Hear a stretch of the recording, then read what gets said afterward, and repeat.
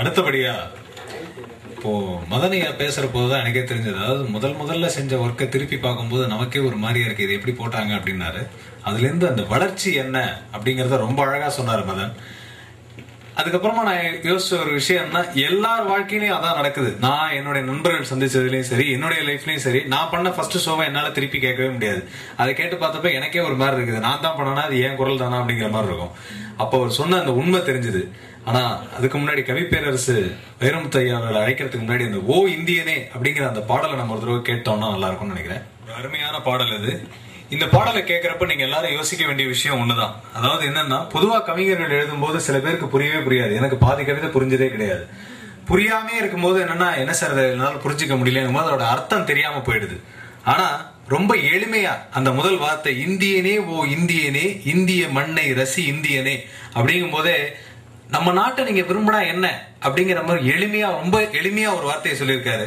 ரெண்டாவது, இந்தியா ஒரு மினி உலகம், இந்தியா ஒரு தனி உலகம். ஆங்கில வார்த்தைகள் கலக்கலாமான்னு யோசிக்கிற அந்த காலத்துல கூட அந்த மினி உலகம் தனி உலகம்னு சொல்லும் பொழுது அதை நம்மளை ரசிக்க வைக்குது. நம்மளை மீறி அப்படி எழுந்திருச்சுன்னா, ஆமா இது எங்களோட ஒரு மினி உலகம், நாங்க ஒரு தனி உலகத்துல இருக்கோம், இது எங்க நாடு அப்படின்னு சொல்லி அதை நம்மளை ரொம்ப ரசிக்க வைக்குது. அதே சமயத்துல இவரு இதுல இன்னொரு பாடல் எழுதியிருக்காரு. நான் ஏற்கனவே சொல்லியிருந்தேன் இவர் இன்னும் இளமையானவர்னு. அதுல ஒரு முக்கியமான வரி பார்த்தோம்னா, இது ஒரு காதல் பாடல். அதுல உதய பார்வையில் இதய பாறையை மலரச் செய்தவள் நீதானே அப்படின்னு. சாதாரணமா பாறையை உடைக்கணும் அப்படின்னுவாங்க, ஆனா பாறையை மலரச் செய்தவள் அப்படின்னு சொல்லியிருக்காரு. இது கவிப்பேரரசை விட்டா வேற யாருக்கு அதை எழுத முடியும்? சோ கவிப்பேரரசு வைரமுத்து அவர்களை மேடை கிடைக்கிறேன். எங்கள் இதய பாறையை மலரச் செய்யுங்கள்.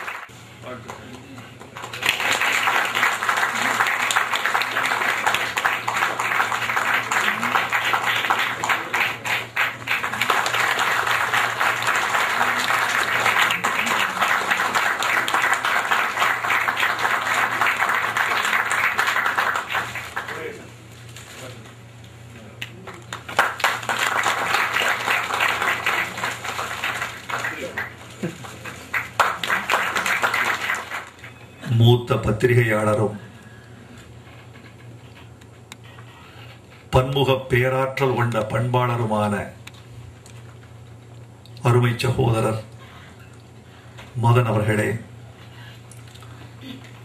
தயாரிப்பாளர் நண்பர் அமிஷ்குமார் அவர்களே, புத்தம் புதிய இசையமைப்பாளர் தம்பி ரிஸ்வான் அவர்களே, கவிஞர் பொன் முருகேசன் அவர்களே, என் அன்பு சகோதரர் வசந்த பவன் ரவி அவர்களே, என் அன்பு தம்பி காதர் மொய்தீன் அவர்களே.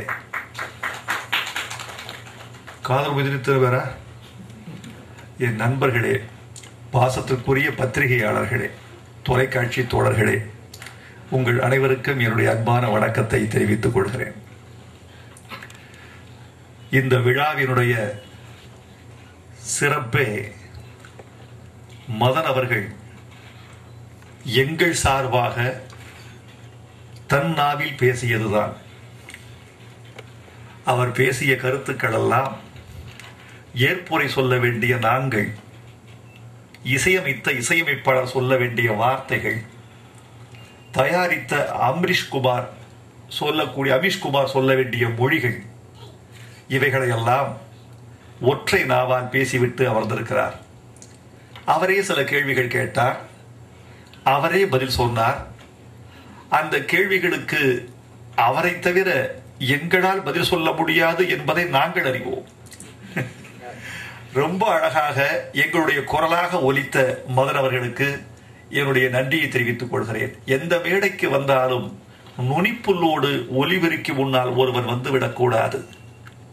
ஒரு மனிதன் மேடைக்கு அழைக்கப்படுகிறார் என்றால் அவன் பேசுவதை மறுக்காமல் கேட்கக்கூடிய கூட்டம் ஒன்று முன்னால் அமர்ந்திருக்கிறது.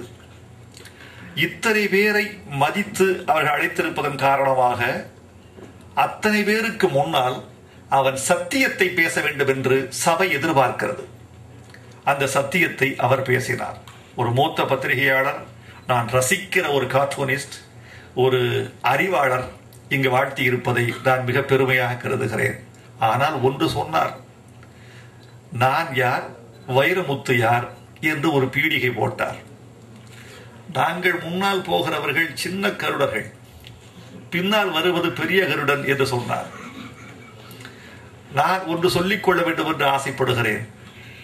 அந்த கருட சேவை இருக்கிறதே, ஆண்டுக்கு ஒரு முறை அண்ணாந்து பார்க்கப்படுவது, குறிப்பிட்ட ஒரு மதத்தால் மட்டும் போற்றப்படுவது. ஆனால் ஆனந்த விகடனில் நீங்கள் செய்கிற வருட சேவை இருக்கிறதே, அது காலம் கடந்தது, ஆண்டுதோறும் கவனிக்கப்படுவது, வாராவாரம் கவனிக்கப்படுவது.